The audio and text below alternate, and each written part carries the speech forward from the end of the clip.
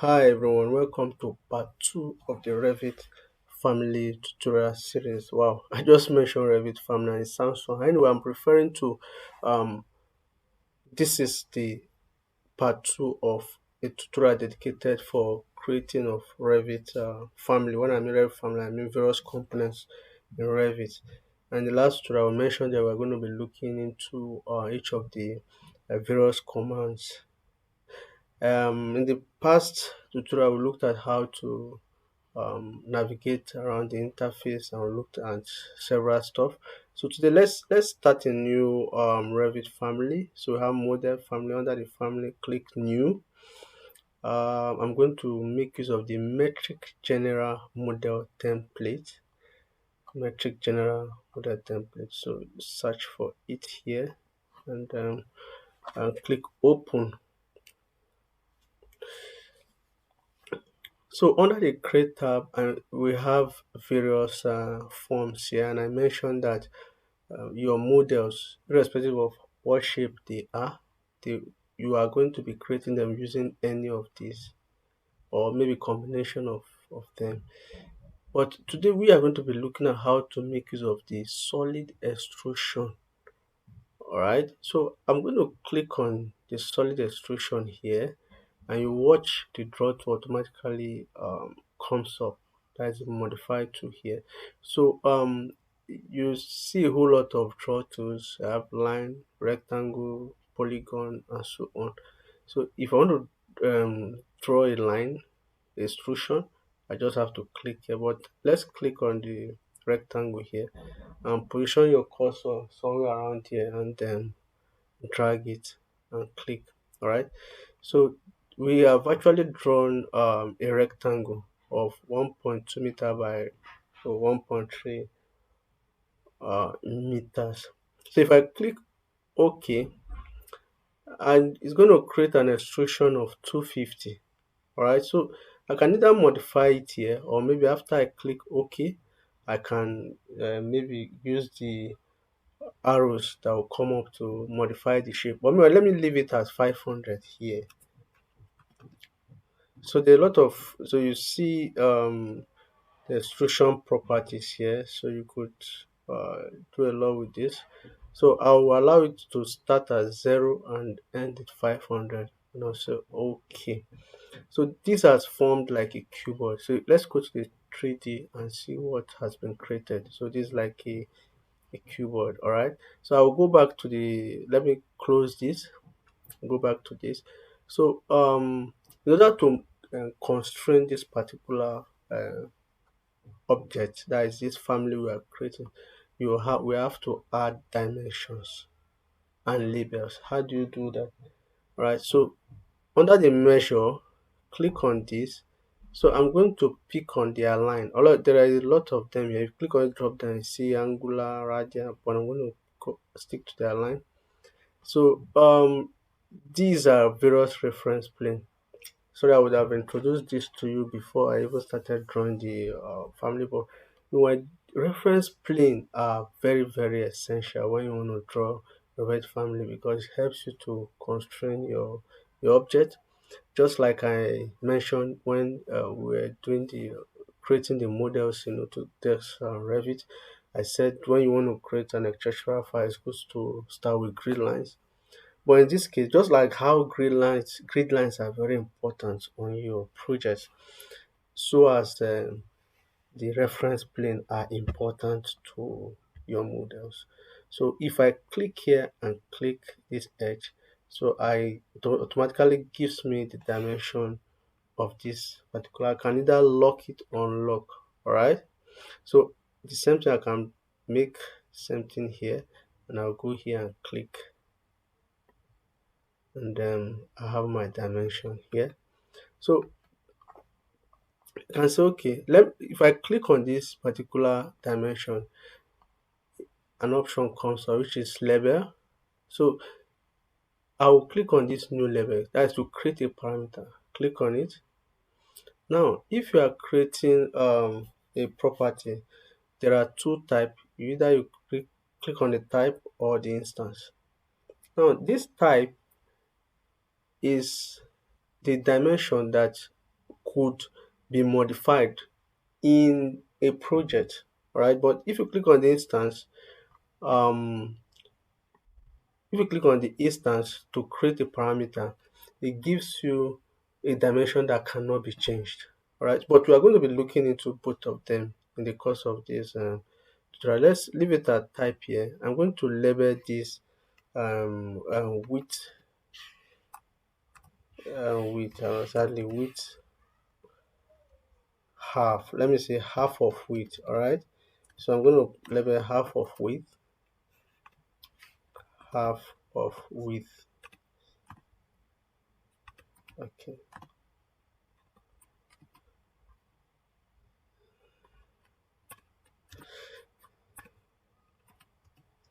So I'll check other stuff. We have dimensions. I'll leave it at dimension. And that is great. I'll leave okay. So I know that this is also half of width. So by the time I click on this, I can assign the same properties to this. So I'll just click on this and say this is a half of width. It automatically gives it the size. Right. Take for instance, I log. Okay, let's continue. Half of width. All right. So both are the same, have the same properties. So each time I'm changing the value of half of width, it's going to reflect on the other. Take for instance, if I click on this now, if I click on this and oh, I go to, if I click on this particular object and I go to the properties, look at family properties here, you can see all the various families. All right. So initially I told you that um you could, if you want to create an object dedicated to plumbing or electrical, it's good to start from the various um, template. All right. But in this case, it's not an issue. Even after you started creating your Revit family, you could change the family here. All right. For the sake of this tutorial, I'll leave it at generic. All right. So I'll also do the same thing here. I'll add dimension to this particular line here, and same thing here. I'll leave it here. Okay. So if I click on this and say, okay, let me change, create a new, I'm going to make it instance, and this time around say half of the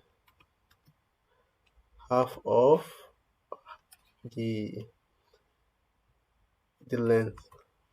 Right, so let's leave it as HOL there, and we have actually check the instance instead of the type. So I'll just click OK there. All right, so this particular one here, I'm going to drop down and give it the same parameter. So let's go to our object browser and look at the front view. So we have the front view here. So if you let's add a dimension to the height and say this, okay, this is 500. All right, so you could actually increase the height by dragging this particular, and also increase the width by dragging this up, except you lock the dimension. If I lock this dimension, I won't be able to move change the height, rather it will move the entire object. All right, so that's fine. So if I'll click on this and assign a property, parameter property to it. So I'm going to change this to the height h. Yes, I'll leave it at it as type, and that's cool. That's cool. So let's save this. Let's save this. Say Control Save, Control X, and let's name it Cube Family. Cube. Cube. Cube to family. Okay, keep F. Let's leave line. So change. Click on the options here and change the number of maximum backup to 1, and then save. Right. So let's start a new Revit file. So go to this particular file here. Go to new and click create a project. So I'll leave it at let me say construction template, and that'll be fine. So go back to this particular um, family, load. So let's load it into the project. So we've seen our cube. So this is our cube at the moment. So if I click on this cube, just notice that if I can only edit the height and the half of width, the reason is because I actually make it type, not instance. All right. So the other option was not brought up, so I can change it to either, let me say, 500, and then change this to also 550, and I'll be good. All right.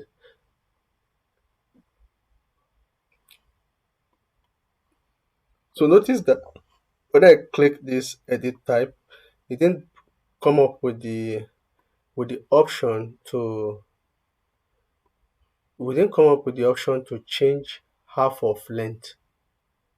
Yes, it didn't come up with the option to change half of length because we actually checked the instant button. So this is very, very important. The reason is because um, when you are trying to create an object, maybe furniture, and you know that there are some things that should not change, like the height of the chair, but the number of seats you want it to change. So there are a lot of things you could modify. We are still getting towards that. So let's continue.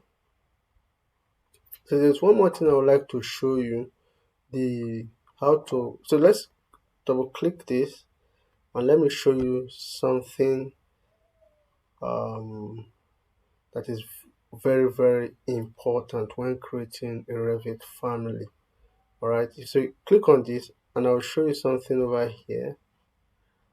Go to the reference level,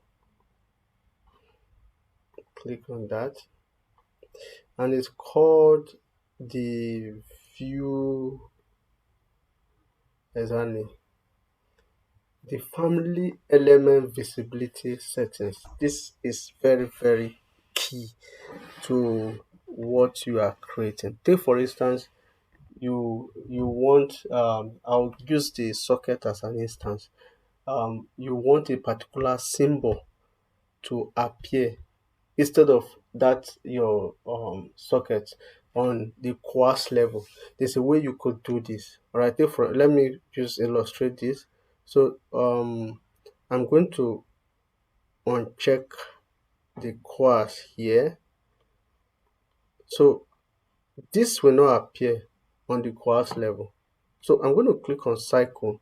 Let me create another extrusion, and this time it will be cycle. Let's create a cycle, and then let's make it big, and this is okay. So I'm going to click this it's with the cycle, with the cycle already selected. I'm going to go to this graphics here, and I will check medium and fine, and that'll be great. So I'll load this into the project again. I'll load it to the project and watch what will change. Alright, 16. So this is my project. Alright. So if I change the detail level to quartz, it will show me cycle instead of the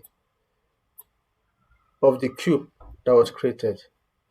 Now if I change the detail level to medium to change it to square, now this is because of the settings we've made. Now take for instance you've created a socket and you know in your 3D is going to appear like a box.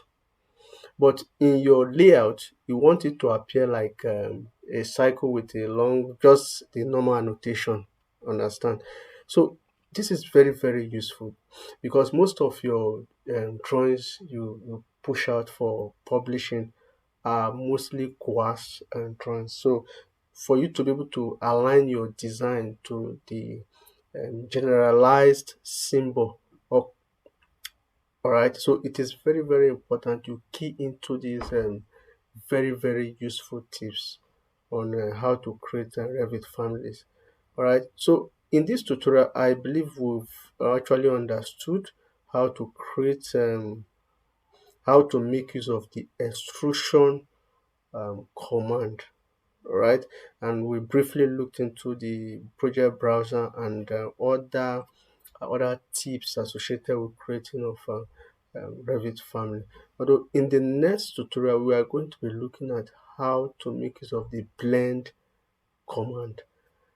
And so, um, thank you very much. I will advise you subscribe to my videos so that you don't miss out in the next videos. And if you like what I'm doing, please like and share with your colleagues. Share the videos to your colleagues, those of them looking for a way to really understand how to create a Revit family.